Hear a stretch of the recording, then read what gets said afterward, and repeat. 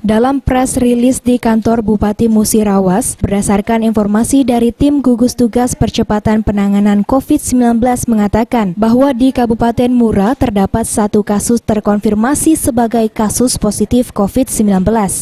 Jubir COVID-19 di Kabupaten Musirawas Haji Miftahul Umi mengungkapkan, kasus positif 01 tersebut berusia 30 tahun, berjenis kelamin perempuan dengan berdomisili Kecamatan Purwodadi, Kabupaten Musirawas.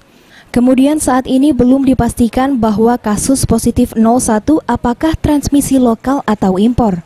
Pihak tim kesehatan sedang melakukan penelusuran terkait dengan riwayat perjalanan pasien 01 tersebut. Ada 5.000 lebih warga yang di-screening, kemudian ditindaklanjuti dengan melakukan rapid test dan swab test yang dikirim ke Provinsi Sumatera Selatan. Adi Arianza, POL TV.